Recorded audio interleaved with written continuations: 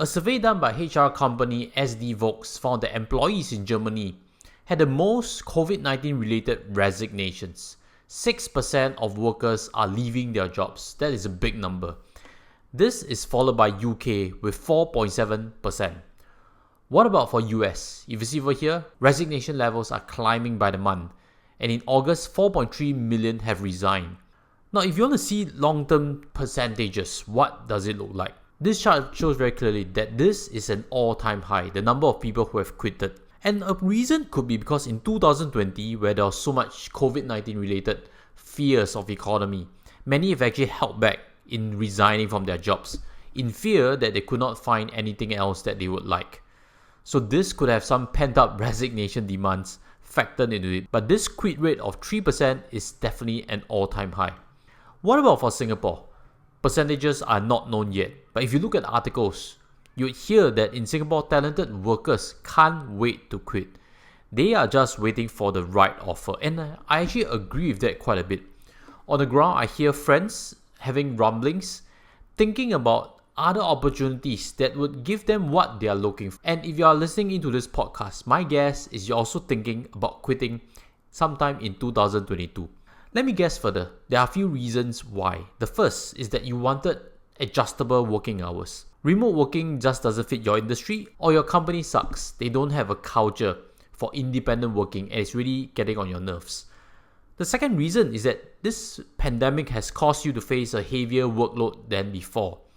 Some of your colleagues have left, you've taken on their part of the project, and you're feeling a sense of burnout. A third possible reason why you're thinking of quitting is that in terms of remote working, you're starting to feel isolated.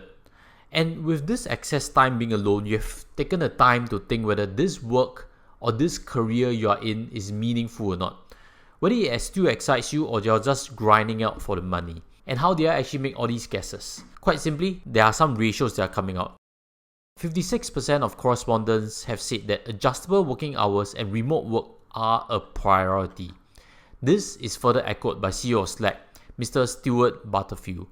He's mentioned in terms of his approach to employees is that if he insists that all his employees return to office and one of his competitors say that staff can work remotely, he fears that most staff will take that option instead of his.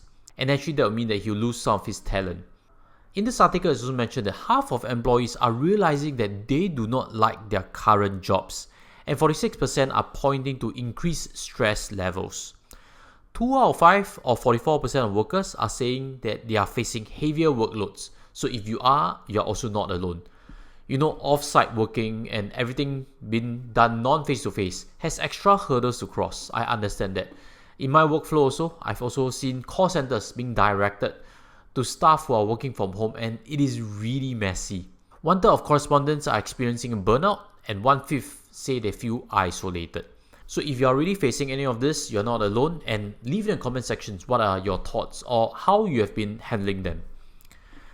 Now, knowledge-based workers have tasted some level of freedom. Previously in 2019 and before, working from home was very unheard of, but right now we're kind of quite used to it.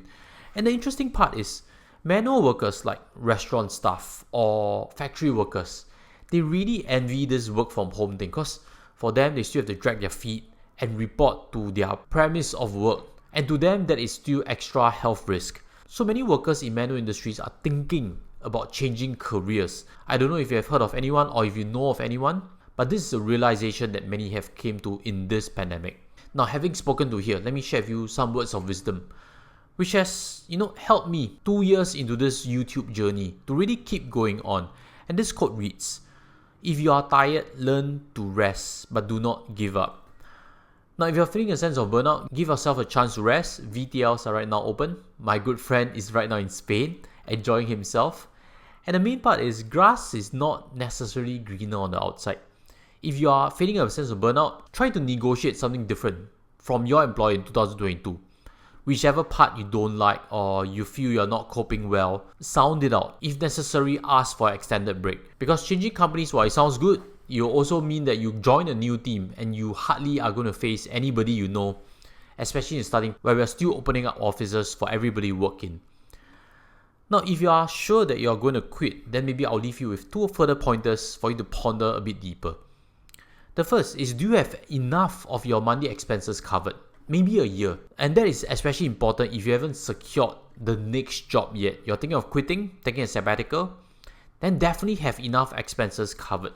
Because one thing to note is, while this is a period of high quitting, there will also be a phase subsequently in the next few quarters of people joining back the workforce in big numbers. So opportunities could also quickly dry up.